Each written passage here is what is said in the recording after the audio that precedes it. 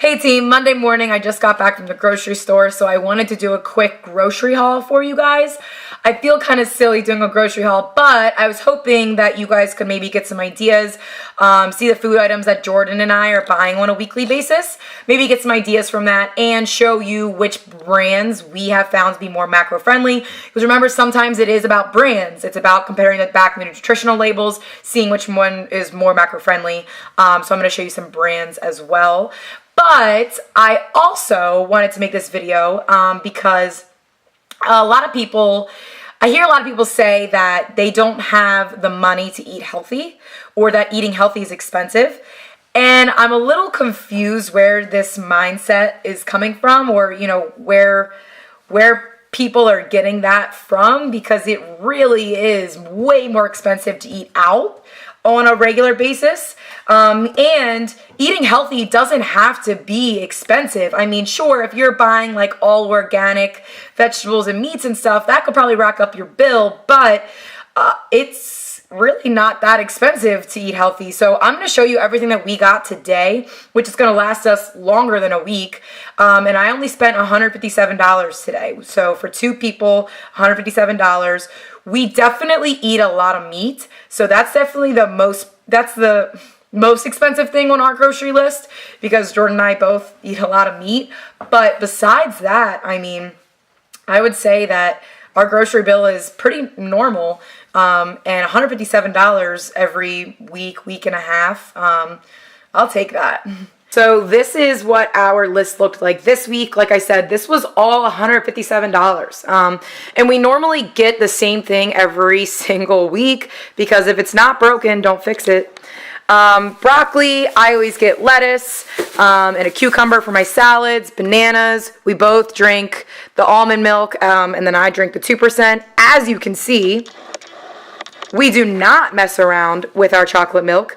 We are obsessed with the chocolate milk, great in protein, and then it's lactose free. This is the cheese brand that we use for everything. Best macros I have seen out there, and it's not even labeled low fat, which is kind of strange. But I also do 1/3 less fat cream cheese. I don't think it tastes any different. We got some seasonings.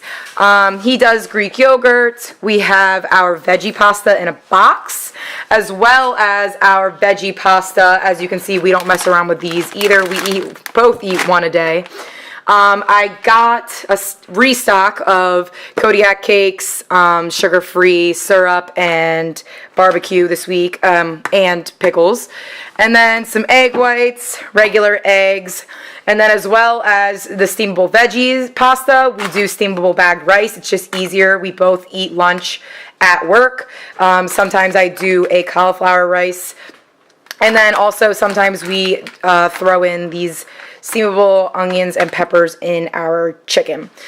Speaking of chicken, we always get chicken and ground beef at least. I always get a pound of shrimp and a pound of lunch meat. Then he does pork and he does regular bacon, and I do Canadian bacon. And then we live off of these flatbreads. I do all types of recipes in these flatbreads. This is what I put my lunch meat on, bagel thins, and then some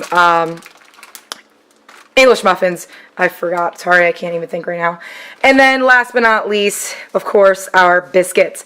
So you're probably thinking, Miranda, those biscuits are not macro friendly, but that is the point of macros, as we try to try to preach to you guys that sometimes we're supposed to be fitting things in our macros. We do this flexible dieting approach. That way we don't feel restricted, and that way we are getting things like biscuits into our diet, but still seeing those results. Now, sometimes people ask me, how often should I be fitting bad foods in my macros? Could I fit Chick-fil-A in my macros every single day? Yes, I could. But then that gets into a different argument of, if it's my macros, sure, but it's still fried and processed food. So that's a great question that we get a lot. I would say probably 2 to 3 times a week, I'm fitting something like biscuits into my macros. You know, if you want to fit a cookie or two into your macros, sure, but you want to make sure that probably 85 to 90% of what you are fitting in your macros is those whole grain healthy foods that are going to keep you full, and they're going to provide your body with the nutrients that it needs. So if you have any questions about any of these brands, you can always ask Jordan and I. You know that we're always here for you. But yeah, let's have a great week.